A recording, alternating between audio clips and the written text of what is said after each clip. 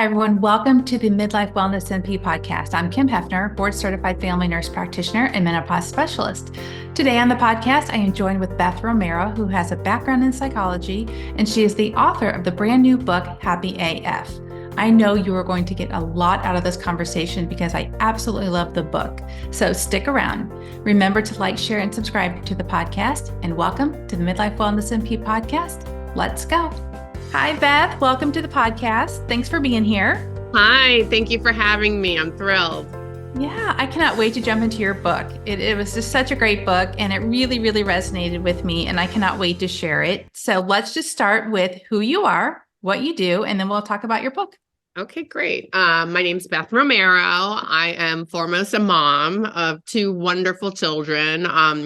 We live in Philadelphia with our two very, very cute dogs. I have been 30-year career in sales, marketing, and branding. And in 2020, I decided to write a book, kind of summarizing my experiences for that year and so forth. And that's what brought about Happy AF, which was just debuted this past November 2023, November 14th to be exact. So I am thrilled to talk about the book and expose more people to the book because I really think it has a lot of wealth of information that can help a lot of people. So I'm super excited about it. Yeah, you're so right. It totally resonated with me. I love the quotes you chose in this book. And it was so interesting because I love the Stoics. I love Jim Rohn. I love so much of what you shared. That's so great. I was like, I feel like I know you already. Like, how did you know? Like, how did you know that we needed to meet? Because I love so much of what you shared in this book. And I know other people will love it too. And it's not like we can't get all these different advice and things all different places, but I loved how you put it all together and just, laid it out. Like, this is what to do. These are the steps. And so why don't we talk about the why behind the book, what motivated you to write it, and then we'll just kind of walk briefly through what the readers can expect while reading your book.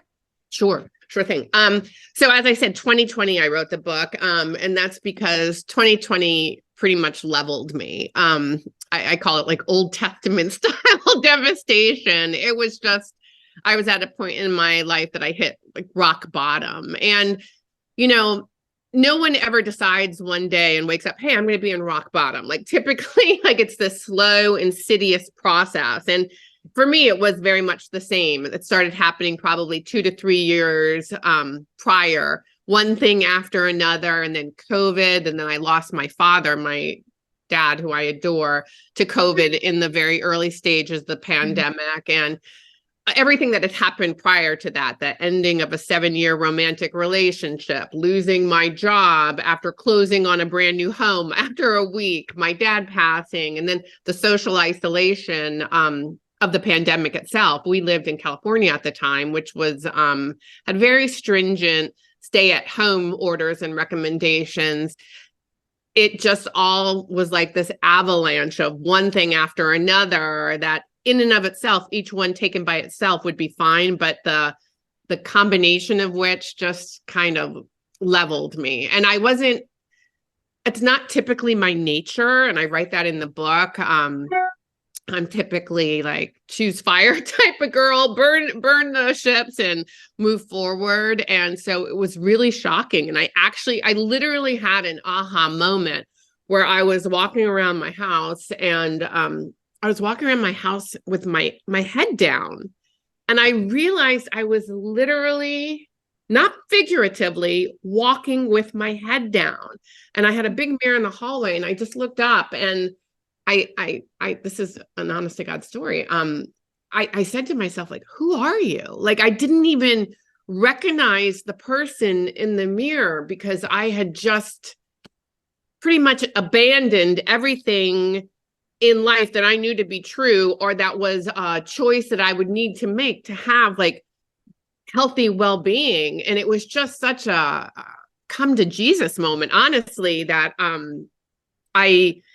I remember I walked into my office and I'm like, my God, I'm so depressed. And I'm like, I started Googling, what is the opposite of depression? Like, I need to stop this because I was a single mom with 2 teenage kids, and I had to get my act together, and I had to be there for them. And just, this clearly was not working. And it was that original Googling that started taking me down this rabbit hole of finding intentional activities that would change my mental well-being and happiness. Like, I wanted to be happy again. I didn't want this to be my new norm. And I've always been research oriented. I mean, for everything. Like, if I'm going on a trip, I'll research everything, every place, every restaurant. That's just my nature. It's who I am. And I just started doing assiduous research on happiness and how to improve your mental well-being and how to get out of depression. And I mean, literally in the book, there are over 2,000 references to research articles, clinical studies, books, and so forth. So I really wanted people to know that everything put in the book wasn't just conjecture or my hypothesis or my suggestion. Everything was based by clinical research. And I wanted to present all that material in a way that was relatable and that was fun and that was like sometimes cheeky, or, I mean, that's like I think anyone who sees the title Happy AF, you realize this isn't going to be like a thesis dissertation or not stuffy approach to language. And that's why I love that you love the quotes. Yes. I literally, that's another thing I do. Those quotes are quotes that I have kept. Like, I take snapshots of things on my phone that I want to remember, kind of like as little reminders or love notes to myself. And those were quotes through the years that had really resonated with me. And I'm like, I wanted to incorporate that and just present it in a way that was palatable and that it was fun and it was fresh, and hopefully that people could benefit from it. So, I mean, that's kind of the why. I always say I didn't set out to write a book. The book set out to write me. And I say that over and over again because it's true. Because one day I just started writing my thoughts together at different times. And I started reading. I'm like, I think this could be a book here. And I think this could actually help people. And then I was reading a quote from Brene Brown, who I just love, saying, someday you're going to tell your survival story, your story of what you went through, and it's going to be someone else's survival guide. And I was like, I can repurpose this pain in a way to have it really be positive. And that's how the book came about. And I'm really proud of it. And it's a labor of love in so many ways, because it's how I move the needle from like rock bottom to like functioning again. And, there's a lot of vulnerable stories in there. There's a lot of stories in there I'm not so proud of because, I was messy in my brokenness. But I really think that when you're authentic and you're vulnerable, you like create a space to allow people to show up the same and resonate. Like, wow, like I've been there. So, and I feel like we've all hit rock bottom at some point, and they're all for various reasons, and it may look differently, but we all need a little help getting back up the mountain. So that's kind of the origin story of the book. I so agree with that. And so, Beth, what was it that, when you started writing this book, I guess what so many women probably go through, I know just turning 50 and things changing in midlife, and sometimes we do in midlife end up on our own again, or, of our own doing or not of our own doing. And so that's why I feel like this book it's so great for, especially during this time of life, but for everybody. How did writing this book heal you, or did it heal you? Oh my God, 100%. Well, when I started writing the book, I was 53, and I remember thinking at that point, this is not how I wrote my fairy tale, people. Like, I wasn't supposed to be 53, divorced, single mom, never saw a pandemic coming, like an epidemic like that. I wasn't supposed to be like unemployed. Like, what is happening? Like, and this is on top of being in perimenopause. You know what I mean? Which is a whole other cluster of things going on. Physically, psychologically, mentally. And I think one of the greatest things about this book is that it made me realize that everything that happens in our life, the good and the bad, can serve a purpose. And as bad as that time may have been, I don't regret any of it, because the ultimate purpose of it like brought me to where I am today, which is stronger, more resilient, more empathetic, more loving. And I don't think I would have reached that level if I hadn't gone through that. So I think it was just really eye-opening to see, to view it as another rite of passage in my life, and to actually view my 50s as a new beginning. Mm-hmm. You know what I mean? As opposed to, wait, this wasn't what it was supposed to be. So it actually had me view where I was totally differently, which I was so thankful for that too. Yeah, it's so inspiring too, because like our life is not over because we're in our 50s. Like there's so many great things that we can do. And I think that's what I want women to know. It's like we get to decide that, right? Like it's up to us. 100%. I mean, That's right. I dedicate one of the last chapters about it, where it was very important for me to put that in. And I wrote this whole list of people who, depending on the decade of a life, they started, whether they started in their 40s, their 50s, their 60s, their 70s, their 80s, you know what I mean? That's when they started. They didn't have that mindset of, oh, I'm 60, I can't learn this. Or I could have been like, oh, I'm in my 50s, I've never written a book, I can't do this. Like, to realize that there's no timeline on our potential. And I think that was really important. And when you recalibrate your thinking that way, everything looks like an opportunity. And so I tried to end the book on that very positive note, because that was one of the biggest aha awakening moments for me. Yeah. I'm 56 and I still believe I'm going to find the love of my life. There's no doubt in my mind. And like, I'm excited for it. I can't wait. Like, I believe he's out there. So yeah. I love that. And I so agree. And that is so inspiring, because it's so true. And we can put so many limitations on ourselves and what we can do in life. And I want to jump into that, Beth, and talk about what you talked about, how we have this negative self-talk and these patterns that we have. Let's start with negativity bias. That is so true, by the way. What is negativity bias, and why are we wired this way? What did you learn? Yeah, this was part of the research, that we are actually wired to look for threats than we are rewards. I mean, that's ancestral, like in our DNA, because our ancestors would wake up in the morning, look outside, and they'd look for threats as opposed to looking for but it was necessary for their survival, and to a certain extent. And so we're hardwired that way. And negativity bias, it's not necessarily a bad thing, because it helps us survive. It protects us from threats. It helps us learn from our mistakes. I live in Center City, Philadelphia. So if I'm walking out to walk my dogs at night, I'm not first looking up at the stars. You know what I mean? I'm looking around to make sure that I'm safe, and that protects me. And so it's a positive thing in that respect, but we have to be cognizant of the fact that that is how we are wired, to innately look for threats, because we need to counterbalance that too.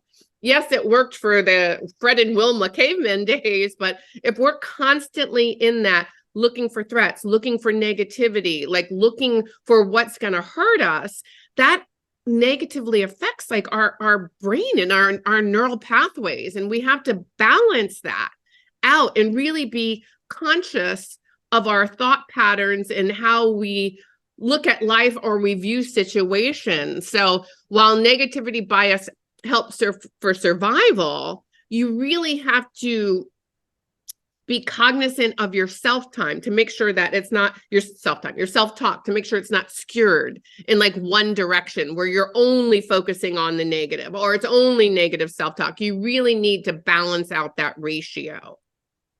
Yeah. So, and I think it was really interesting that like, it's not really, we're just so negative. Like, we are hardwired that way. And it explains it when you think about it to a certain extent, but we also have within our power to counterbalance that. And that's why I spent a whole chapter just because on thoughts. And And I did thoughts early on because thoughts really predicate everything else. How Mhm. we think predicates everything else that we do. And I don't think people realize that you can actually change the functioning of your brain by what you're thinking. But the sword cuts both ways. You can also change it for good. You can blend a good witch your thoughts like for good by focusing on specific ways to rewire your brain for happiness too. And again, this is all backed on neuroscience and clinical research. This isn't me just saying, hey, think positive, yay. It's all research-based studies, and it's fascinating. It's fascinating. Yeah, it really is. When you talked about negative thinking, destructive thinking patterns, this really resonated with me. And I really think that some of them will sound familiar to the listeners as well. Can you talk about some of those destructive patterns or thoughts that we put on ourselves? There's a myriad of them. I focus primarily on 4 of them because I felt like those are the 4 that we tend to engage with on most often in our day-to-day lives. And I called them the 4 horsemen of the apocalypse for happiness. One was black and white thinking, always thinking in extremes, good or bad, without having that shades of gray in between. And let me tell you right here, grace lives in the gray. You know what I mean? And if you think always this way or always that way, it is, you're setting yourself up for failure. So we have to allow ourselves to think in the in between, because that gives us grace and that gives us space. Another one is personalization. And I used to really, really fall prey to this, especially if I would let like my codependent tendencies come to mankind. I would think that something that I did or something that I said caused what was happening, and it's kind of like, hey, the world doesn't revolve all around you. It's not all about you, Beth. Like, come on, catch a realist. But like, we always think, oh, it's someone in a bad mood. Did I say something? Did I do something? And you have to realize, like, it's not all about you. People have their own things going on all the time that have nothing to do with you. And that is a very freeing way to think too. I really try to impress that one on my children. Another one also very inherent to my family being in the Italian lifestyle is catastrophizing. Like we used to, like you used to call my grandmother, she'd be like, who died? You know what I mean? Like, what's the matter? Like that was the first thing, like always assuming the worst has happened. And we tend to do that. We tend to catastrophize things. And I talk about doing this exercise, the what if exercise, that you think of the worst thing that could happen and then go, what if, and then what happened, and then what would happen, and then what would happen. And when you break it down like that to its like littlest common tiny denominator, it's really not as daunting as anything that we think is going to be. And then finally, I talk about filtering, which kind of goes back a little bit to the negativity bias, while always looking through things through a negative filter. Mm-hmm. We really have to be aware of our filter and our perception and how we view things and how we view events that happen to us and how we even view people. And thought distortions can really, really affect your daily well-being and your happiness. And when you're cognizant of them and you're aware of them, I always think awareness is the first step in everything. You have to be aware of them to be able to recognize them and then stop and pivot and do something else. So, and again, that's why we talked about thoughts so much. But I think unconsciously, so often we engage in these thought distortions of the catastrophizing or the personalization or thinking in black and white that we don't even realize it. And when you realize that you're doing it is the first step to change. Oh my goodness, you're so right. But I was reading it and I was like, okay, yep, I do that. Uh-huh. We all do. Yep. We all do. That's why I was like, we got to talk about this because you're so right. You nailed it. Do you believe we can, some people, sometimes we're just not wired for a sunny disposition, right? We're just sometimes that's not us. And sometimes overly happy people can be a little annoying. I get that. I agree with that too. Like the simpering, like always happy. You're like, oh God, get away from me. Especially if you're not, you're yeah, like, totally. Um, do you believe we can truly rewire our brain for positivity and happiness? And if so, what ways did you do this yourself? And you talked about a little bit of them, but how can we really truly change our thought processes? Oh my God. There's ways that well, until I did the research and I read the studies or I read the books on it, I didn't realize that doing this particular exercise or doing such and such really actually changes our neural pathways. Literally, probably the most effective, the easiest, and the one that has a whole host of benefits is gratitude. Harvard researcher, he wrote a book about it. And there's study after study after study after study that if you take 5 minutes a day to write down 3 things that you're grateful for, literally you will change and rewire your brain. Because what happens with our brain is so amazing, is that when we write down goals or we write down thoughts or so forth, our amygdala and our reticular activating system, it picks it up and it imprints in our brains. And then throughout the day, subconsciously, our brain is trying to find things that actually support that narrative, which means if it's a negative narrative, your brain will actually pick up things to support that as well. Mm.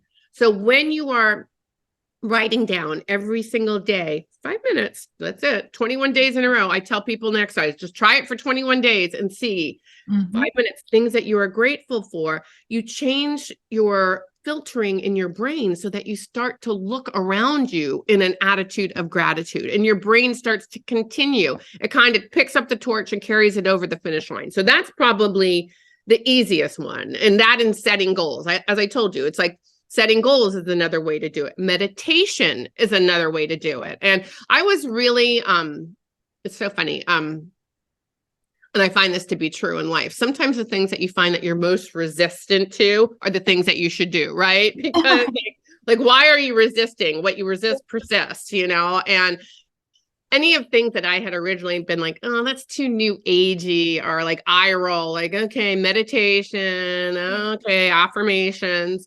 Those were the ones that probably provided the most benefits. Meditation is another huge one that really rewires the brain. And because that wasn't really me, I went to the Calm app, believe it or not, and started doing guided meditations to help me, because I wasn't one who could just if I would lay there and try to do it myself, I would just be like, this is stupid. This is dumb. You know what I mean? But the guided meditations, suddenly, like, you notice over time a difference in how it's affecting how you're viewing things. There were so many, like hugging, literally hugging someone rewires your brain. That I love that, because we are very much a touch family. We are, my one child said, Mom, I need at least 9 hugs a day. And there are studies that show hugging actually rewires your brain. It's the whole reason when babies are in the NICU units that they do the Kango care, the touch, because it affects their myelin development. So these studies are proven to be, but hugging, like something as easy as that, can help rewire the brain. Your affirmations, again, a huge one.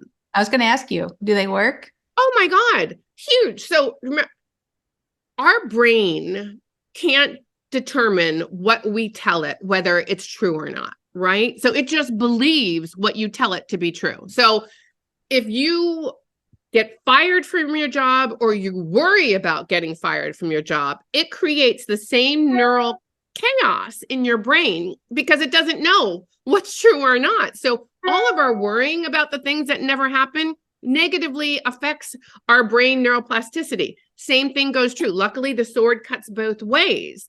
You could say, I'm beautiful and sexy at every age. J-Lo's affirmation, right? Yeah. And your brain doesn't know whether that's true or not. So it believes it, and it starts to pick up evidence for that. That's why affirmation, I tell my kids that every single day.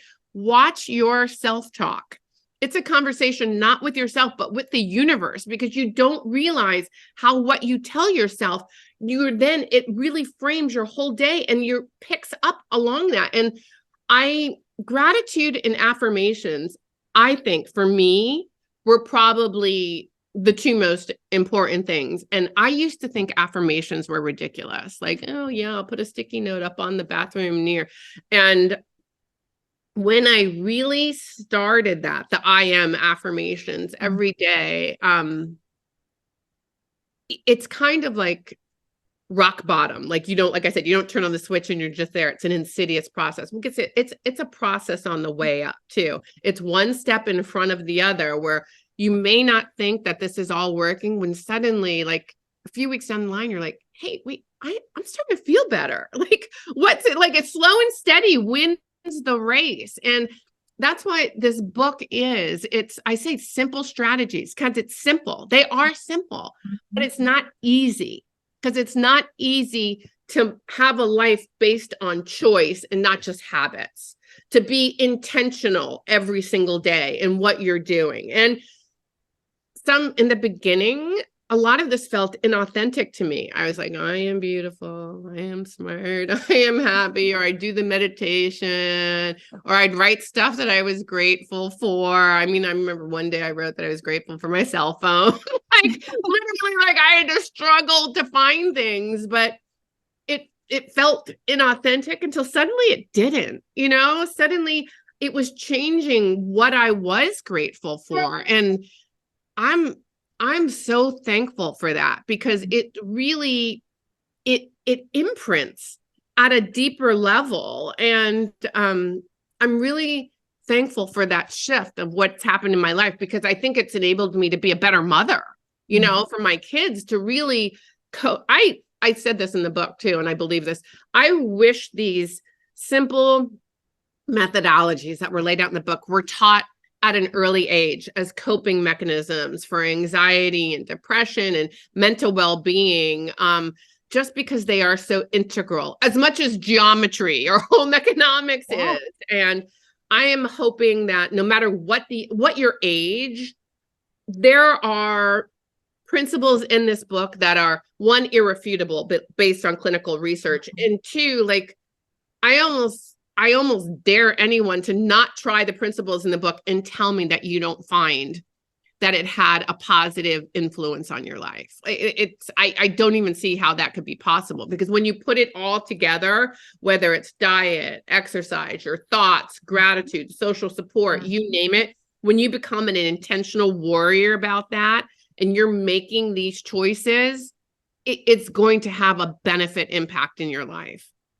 I agree. And, I read a lot of books and I don't always do the exercises or whatever it is, right? But I will tell you, in your book, I literally took a lot of notes and I recommend, I'm like, I went back and I challenge everybody to do the gratitude. And I don't know if you're in research, if it showed if it's better to do it in the morning or at bedtime. I don't know, but I tend to be doing the gratitude in the morning, but before I go to bed, I'm still like, wow, I feel good about the day. I'm grateful, I love that. I tend to do mine in the morning because I feel like it sets up your day for you, Honestly, one of my favorites is, I don't have it, it's actually next to my bedside. It's called the 5-Minute Journal. It's from this company called Intelligent Change, where it's 5 minutes in the morning, just writing down your affirmations, what you're grateful for, and then like what you look to accomplish this day. And then at the end of the day, you kind of touch base with it to kind of close the day. And I love that. Matter of fact, I'm buying one for my daughter for Christmas because I really want her to start getting into that mindset too. But I think in the morning, it's a great way to start your day. You can work out so much just by journaling, can't you? It's 100%. Oh my goodness. And it sounds like, I feel like I'm always recommending it. And it's such a simple thing to do. And the gratitude part, you mentioned something, it's like, I'm grateful for getting out of bed, or I'm grateful I can walk. I mean, like those simple things that we so take for granted, right? It's like, yes, I'm grateful. But Kimberly, I would put that in my gratitude journal. I literally would. I mean, some days when I wasn't feeling that grateful, like, and it really, it kind of like recalibrates you, because there are people who may not have that luxury. And I think we take so much for granted on a regular basis. And, I think in a society that sometimes can be like ageism oriented or look poorly upon women in their 50s. Like, I'm so grateful that I'm 56. I'm grateful that I'm still here. I am grateful that I have another day. Like, I am grateful that like God's given me this life. And like, when you look at that instead of, oh my gosh, like what's happened? I mean, because I'm not going to lie, this year, 2023, I had a ton of very challenging things.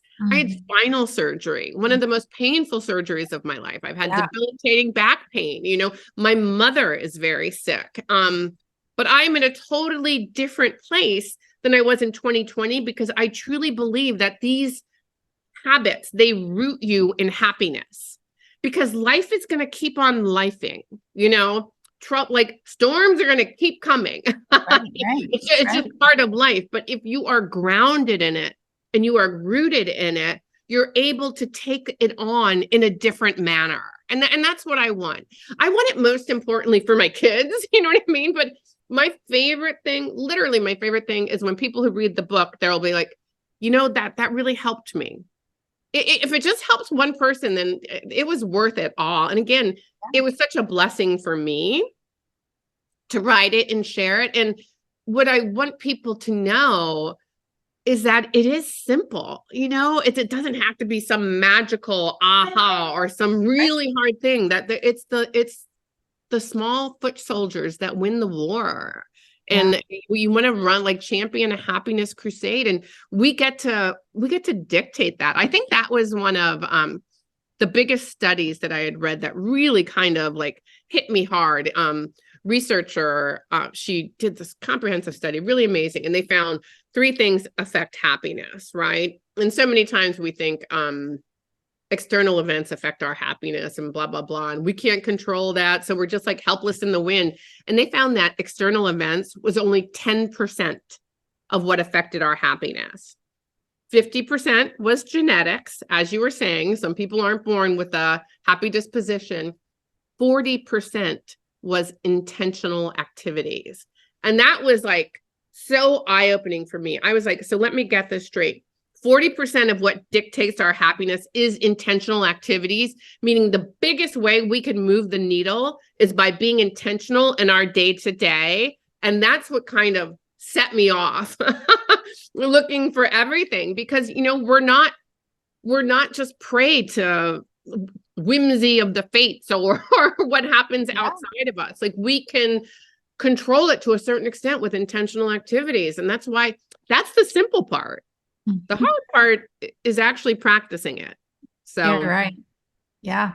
But being intentional is how I totally changed my whole life, right? It's like, you know, if we just go along and let life happen to us, it's going to happen to us, right? 100%. But I think that's the other thing for the book. People don't realize how much the decisions we make may be on autopilot or the decisions we make may not be the best. Like our thinking that we're going to relax or find comfort by like opening up a bottle of wine at 5 o'clock and binging on Netflix and not getting activity or not reaching out. I mean, it's a house of cards, you know, that's not really going to set you up for happiness in the long term. So really thinking like what your decision is going to be on even the little things. Yeah. I love when you talk about buried treasures. So I want you to share what that is, because I think I liked that. You know, I remember I was listening to this radio broadcast one day, and I remember when he said it because it just so hit me. It was a pastor actually, and he said the biggest source of buried treasure is a cemetery. Because in the cemeteries are songs that were never sung, books that were never written, businesses that were never created, like all this potential that we were given that wasn't explored and it got buried with us. And I remember that just the way it was said, I'd never thought of it like that. And I was like, ouch, like that is super profound. And I remember it struck me so much clearly. I mean, years later, I put it in the book. But 2, I made a decision then and there, like, you know, I don't want to be that person. I don't want to bury my treasure. I'm going to leave it all on the field. I'm not going to have a woulda, coulda, shoulda, no matter what. And, you know, I don't care. I always say to the kids, you never fail, right? You either win or you learn. And so like, just go for it. And because there is nothing to me sadder than, potential that's not unearthed, and that potential and that buried treasure is in each of us. So that was a very profound moment for me. And I feel like in the book, it's one of the things I want people to really explore, you know, because everybody has it. Everyone has a treasure. It's just like, let it shine out. And I say that to my kids all the time, you know, don't let anyone like dim your brightness, or like you unearth that treasure yourself. Yeah, I think sometimes people get so worked up or stressed trying to think about like, what's my passion? What can I do? And it becomes overwhelming rather than just kind of looking inward. What am I good at? What are my strengths? What do I like? What do I want to do? How do I want to spend my time? Right. Totally. And then, yeah, it's just like we get so caught up in all the noise that we just really don't live, right?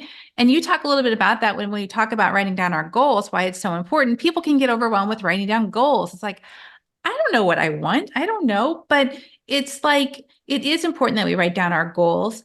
But I liked when you talked about outcome versus process. And I feel like I'm trying to do that more, you know, stop looking towards the end and just really start enjoying more of the process, because I think that's actually where the joy or the happiness is taking place, right? It's the journey. And one, going back to writing down your goals, studies, again, not just me, not just Beth's opinion, studies have shown you are 42%.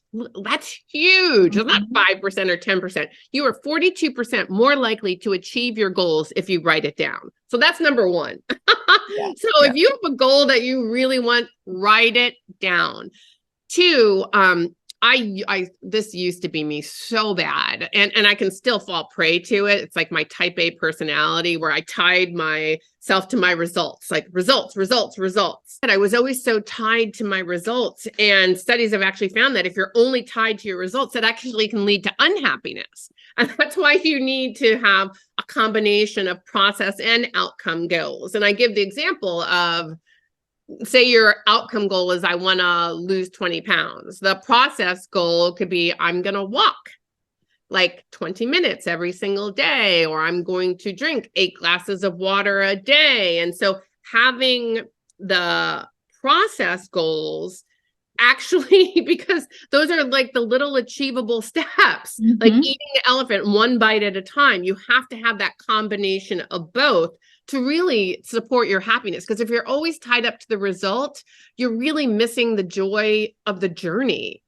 And there's joy in the journey. There's little wins along the way. So celebrate that. Hey, I walked 10,000 steps today, or, hey, you know, whatever that may be. And to always tie it to the result, you're really doing a disservice to yourself.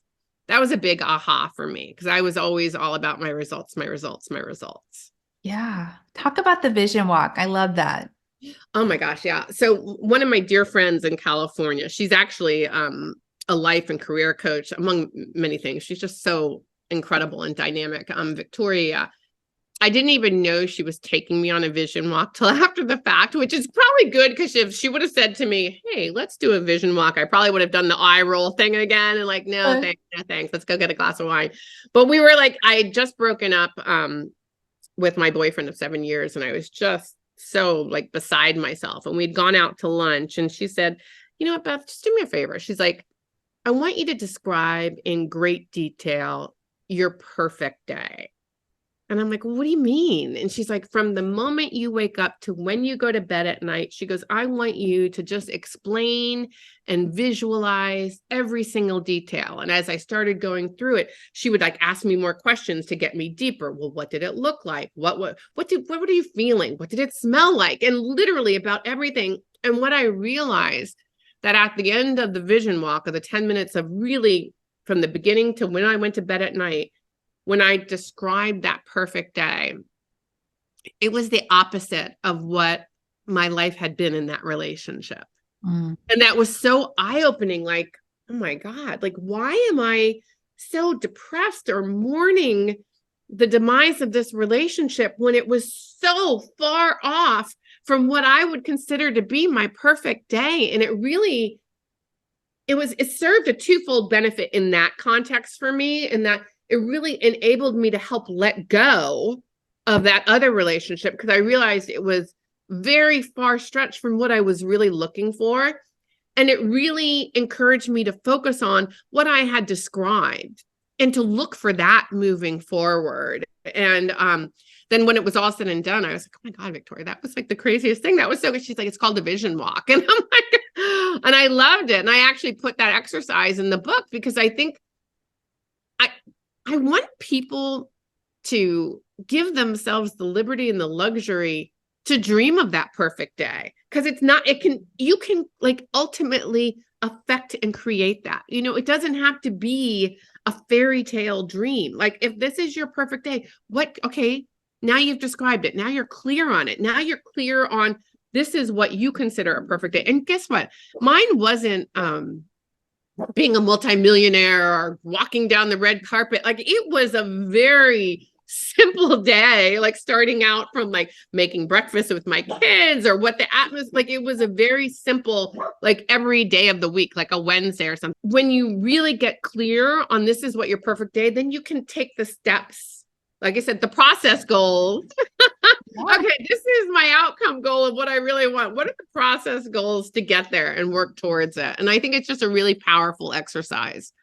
Yeah, I think what you mentioned is you were hanging on to these negative things that really weren't working for you. You weren't enjoying it. It wasn't making you happy. You know what I mean? It was such an aha moment. I'm like, wait, why am I so sad or boo-hooing when literally it was like nothing. My real life had been nothing of like what I envisioned.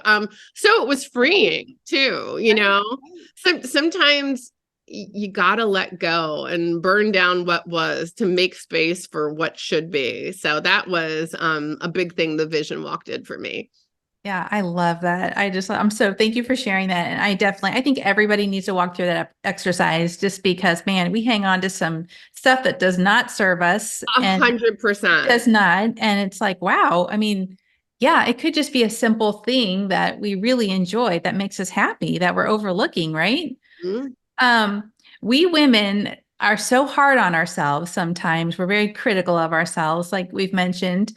What are some ways? I love some of the tips you gave us. How can we become more compassionate with ourselves, have more grace for ourselves, and really show ourselves like some self-love, like real? Yeah. I added this towards the chapter when I was talking about like showing love and social connection to others. And I was like, okay, we're not going to finish this chapter without talking about the love and compassion we show ourselves, because that's who we're in the most relationship here, is ourselves. And this is probably also has been one of my biggest struggles and challenges. And just as a side note, I think that's the best part about midlife and middle age. Like, I have gotten so much better at self-love and self-talk. Mm-hmm. And even when it comes from just my body on than I was in my 20s. Like, I would never want to go back to that. So if there's, and this is why I try to tell my kids this too, I'm like, if there's a way that you could take what you know in your 50s and really apply it in your 20s, it's going to like serve you so much, you have no idea. And I think as women in particular, we can be so hard on ourselves. And one of the things I talk about is just like being perfectly imperfect, that we are perfect.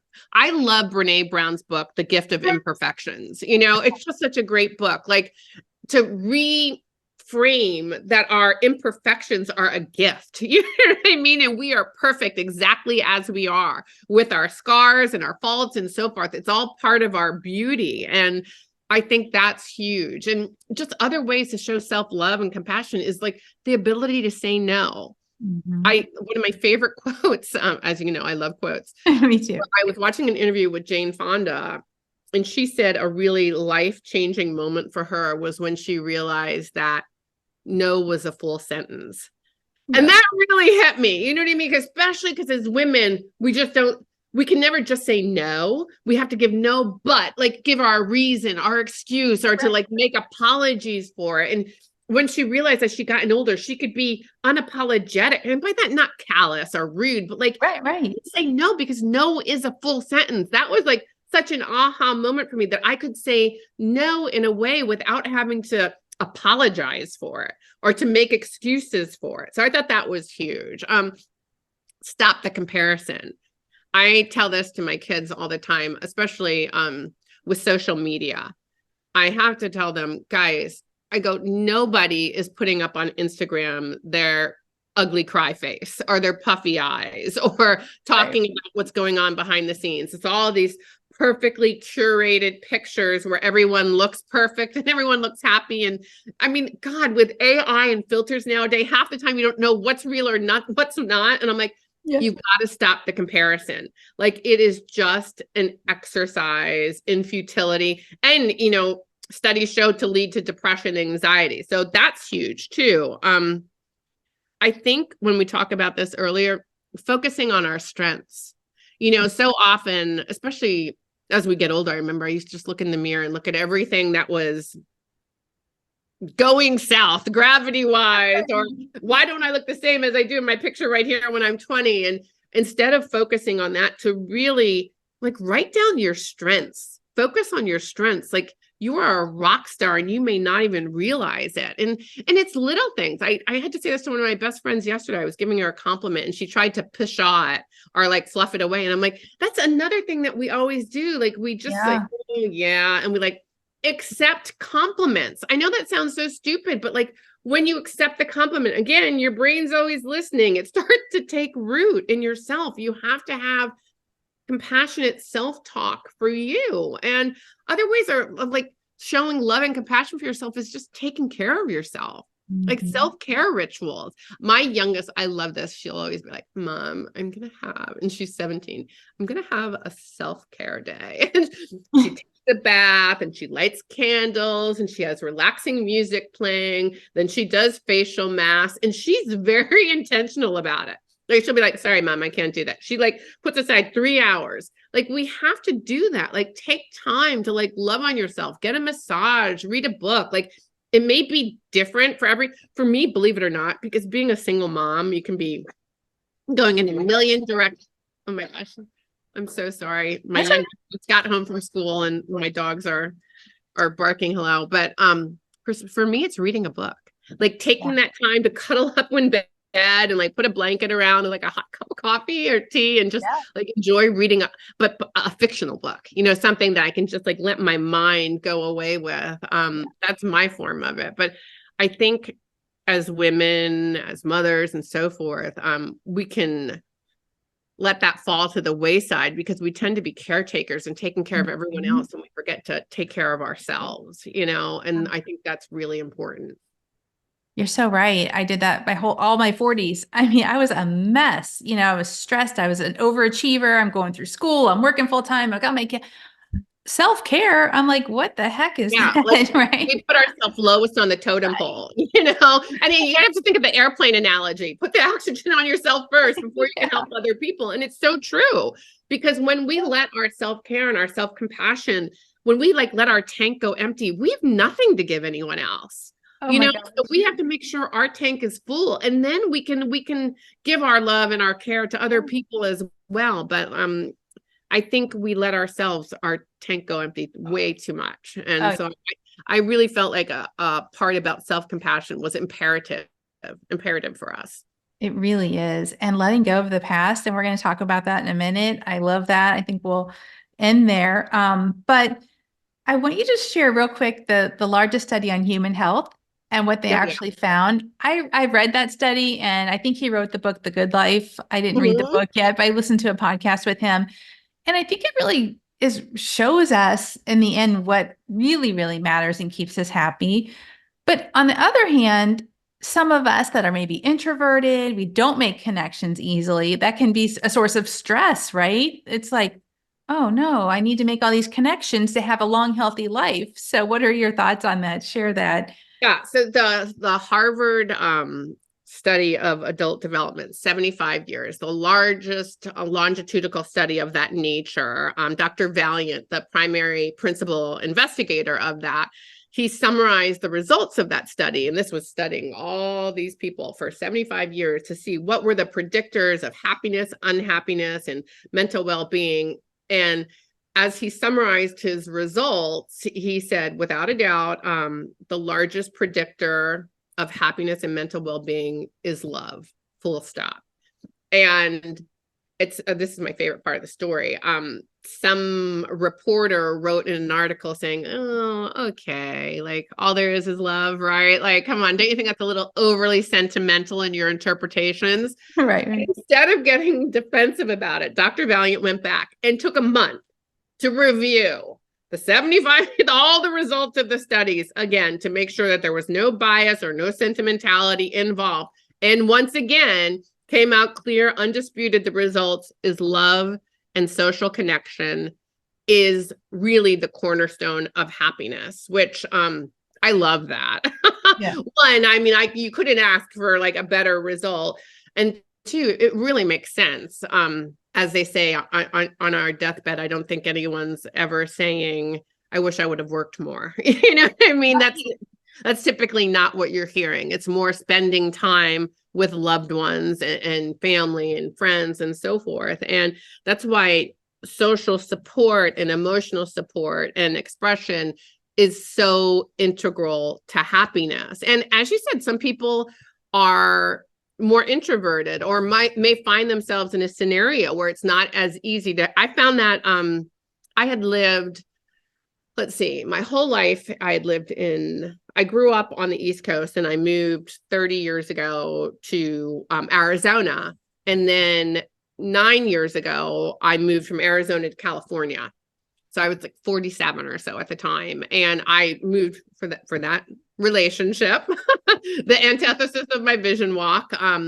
And when we had broken up, literally, I had no social support. I was in a brand new state. All my besties were in Arizona or on the East Coast. And I was like, wow. My kids were at that point, oh gosh, they were like 6 and 7. So I really had to become intentional about that. And sometimes it's forcing yourself to do things that it doesn't. I know I may come across as like very gregarious and outgoing, but I can actually like walking into a party or anything or a group where I don't know anyone, I would almost rather go get a dental procedure. Like, yeah. A lot of my friends don't believe that because they're like, you used to speak up on stage and blah, blah, blah. Yeah. And I'm like, yeah. I do not like going into places where I don't know anyone. Like I hate it. I hate it. Like, so when I tell you I had to push myself to do it, I did. But again, anything you resist, most likely you should do, right? You have to push through it. Everything that you want in this world, I tell my kids this all the time, is on the other side of fear. So I actually got very intentional about meeting people and joining clubs and so forth. I did this retreat weekend where I was with this bunch of people, for 60 people for 3 days. And literally 3 of my best friends came out of that weekend because we spent so much time together. I started yoga. I joined yoga. I joined a church, and I got very intentional about doing activities that I could build my social support network. And if it's taking a photography class or joining a support group, you name it, there are so many things at our disposal nowadays. And yes, you have to push yourself to do it. Yes, I did not want to walk into that retreat by myself. It is the best decision I made while I was in California, because 3 of the people are still my best friends to this day, and given the fact that one of the primary fundamental denominators of happiness is love and social support and connection, that's not something that you can ignore. I don't care how much financial success you have. I don't care how much career success you have. If you don't have that, that is probably something that you need to focus on. And I talk about growing your garden and how that is really important. as important as self-care and self-love, as important as everything else in that book. So, and I said, don't believe me, believe this, the 75-year Harvard study. Right. I think that's it. It's making an effort. It's Yeah. getting out of our comfort zone, reaching out, putting ourselves in different places rather than just sitting at home and hibernating with, not. It's so much easier when you're younger. Think about it. Like when you're in college, you're in classes and you're Right. surrounded by people, or when you first start out in a job, typically you're all with peers in the workplace, or even when you're a brand new mommy, like you're at mommy play dates and play groups and you have the common things. There are certain times in life where it's definitely easier. At 47 in a brand new state, it was like, okay, now what? Right. Like, yeah, I really had to get intentional, and that really affected like my quality of life. And so I'm just so grateful for that. Yeah. You gave a lot of different ideas, which I thought were all really helpful. And it's so important based on that study. Lastly, talk about how the past prepares us and why we should not let it define us. Yeah. Well, again, I talk about quotes that I love. And one of the ones that I think particularly for me is that the past doesn't define us. It refines us, and it prepares us for what's happening now. And that, I think we talked a little bit about that earlier. I want people to look at their past, no matter what it is, as a blessing. Because, there's blessings in everything if you just stop to look for it. You have to look for the silver lining. And I always tell the kids, in order to have a beautiful tapestry in life, you're going to have the bright threads and the dark threads. And it's the combination of both, which makes up the beauty, because you're learning and you're growing from everything. And the past isn't a death sentence. It's not like, it's not an inundation. Like, it's not defining who you are. It's preparing yourself in a different way. And as I told you, like even 2020, as bad as it was, I don't regret any of that. I feel like it prepared me for who I am today and the version of who I am today, because we're growing every single day. We are a better person every single day. And if we really look at this as a journey, I don't regret a single thing that's happened in my life, because everything that happened, the good and the bad, has brought me exactly to where I am right now. And I feel people who focus too much on the past, they say if you focus so much on the past, it can lead to such depression. You focus too much on the future, it leads to anxiety. Like, you really want to be in the here and now. And the past is what got you here. And everything that we've been through is a refinement process to make us better. So I feel like that's very important. And I feel like when you filter your life experiences through that, it's life changing. I talk about in the last chapter a very difficult thing that happened to me as a teenager when I was in high school. It's something that I hadn't talked about in 25 years. And I had a lot of shame and sadness surrounding that incident.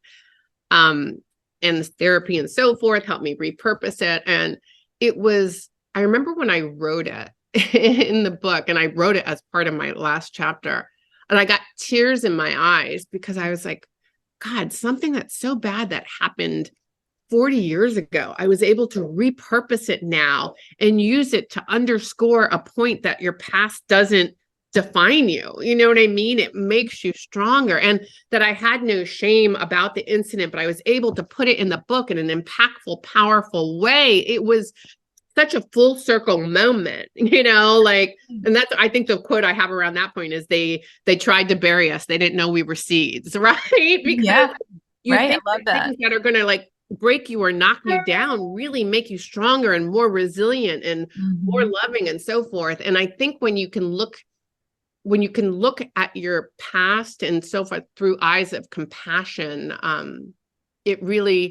compassion starts at home. You know what I mean? It starts with you. You got to offer it to other people, compassion and grace, but it starts with yourself. And so, and I just want people to really get that. Yeah. I read somewhere, I don't know what it was, but it really hit me that we're the only species that punishes ourselves for the same thing over and over again. Right? And it's tormenting. It is. We create a prison and it keeps us stuck in our life and we can't grow. And that's really where the growth takes place, isn't it? Everything I've become so strong through everything I've gone through and the growth through everything, the mistakes. 100% is where growth takes place. That's right. So how can you regret that then? Because it Right. just it challenges your mettle and it shows you who you are. So Right. and I think when people think like that, it's also very empowering. Because you are able, I think I love that you love stoicism because that's why I love stoicism. You can't control what happens to you all the time, but you can control how you respond to it and how you interpret it, and that's very powerful and transformative. And I feel that way about our past too. So, and learning to take that pause before we respond. I'm practicing that. Yeah. Trust me. The pause. I was like, power of the pause. That's right. Well, Beth, what did you learn? What changed you from writing this book? And I'll show everybody what the book looks like. I love how you said the cover you had on your phone as a vision. I love that. I did. Yeah, I love that. I think that's great. And it goes along with vision boards and really visualizing your future. But what did you learn from writing this book, and has it changed your life? Again, when I go back to the research that I studied, I think the biggest thing that I learned, especially when it comes to happiness, is that 40% is dictated by intentional activities. So that's very powerful, that you can be in control of your daily choices that dictates your happiness, that we're not just a helpless leaf flying around in the wind. I think that was the biggest choice for me, because I really got to take a hard look at what my daily choices were. And when I was at rock bottom, they were not good choices. They were like staying in bed, binging on Netflix. Hi, Chardonnay was my best friends, as was Postmates. I mean, it was like not answering the phone when my friends called. It was like all these things. I was isolation. They were terrible choices that no wonder I was at rock bottom. And when I became an intentional warrior about my choices, that's when you can see the magic and the change happen. So that was probably the biggest thing that I learned in researching and writing the book. And I think the other thing I would probably take away is that there is no timeline on potential, like I wrote a book when I was 53. I mean, there's no timeline. Grandma Moses started painting at 78. Like there is no timeline on it. And the best is always yet to be. I really believe that too. So, and again, it's just a great way to look at life. It's probably a better book at 53 than it would have been at 33, say. I wouldn't have been able to write it at 23 or 33. I truly wouldn't have, because so much of my life lessons were in there. So, I mean, there's something to be said right there. And that's what I always tell my kids. I go, you don't necessarily have to go through the muck to understand the lesson. You can learn from my lessons too. So I'll tell them the good, bad, and the ugly and be like, okay, mom did this. Like, what can you take from that to learn? So, there are certain things that true wisdom does come with age to a certain extent. So you're right. I wouldn't have been able to write this book at 33, even 43 for that matter. So, yeah, I think the lesson I've learned is really our happiness is determined by us. It's not anybody else. Yeah, 100%. We can determine our own happiness. What 2 books do you love and recommend? What influenced you throughout your life? Is there 2 books you have that you would want others to read? I love books, so I always ask this question. No. So do I. So I mean, I actually wrote a part about this in my book too. Like there are certain books that I have and that I've reread over again throughout my lifetime, because they're just such great books and they're great for a refresher course. And I actually have 3 that I reread periodically. One is the 4 Agreements by Miguel Luis. What's his name? I'm blanking on his last name, but I love the 4 Agreements because that's kind of a book about how I want to interact with myself. You know what I mean? Like not taking things too personally. His one agreement that I just always sticks with me is be impeccable with your word. I love the 4 Agreements. That's a book about how you want to be with yourself. Another one I've read several times is The Purpose-Driven Life by Rick Warren. And what I love about that is that's a book about how to navigate and how to be in the world to make a difference. Like, what is your purpose-driven life? Hence the title. So outside of you. And then probably the third one that I've read a bunch of times and I love, and I've done that. I've had my kids take the quiz. I take the quiz. It's The Love Languages by the 5 Love Languages by Gary Chapman.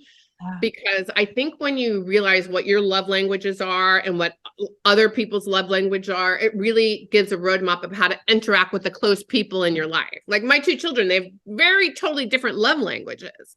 And if I'm speaking to them in a love language that doesn't mean anything to them, that was a very aha moment for me to really understand the 5 love languages and to realize that you have to speak to the other person and what resonates with them and what fills their tank. So those are my 3, like kind of what affects my conversation with me, what affects my conversation with the people close in my sphere that I love, and then what affects my conversation with like the universe and how I want to show up and what difference I want to make. I love all 3 of those books. That's awesome. Yeah, those are great books.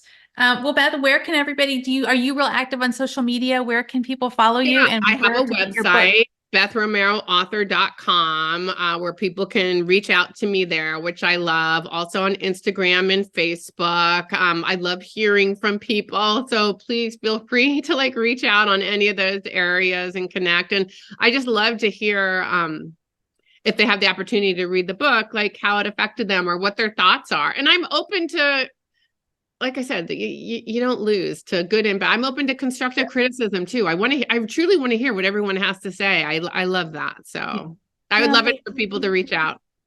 Maybe not. No, I can't imagine anything negative coming out of your book. I appreciate it. I appreciate your time, and hopefully you will write another book and join me again. Thank you so much for having me, Kimberly. It was so fun. Great. Yeah, indeed. Okay, you have a great day. You too.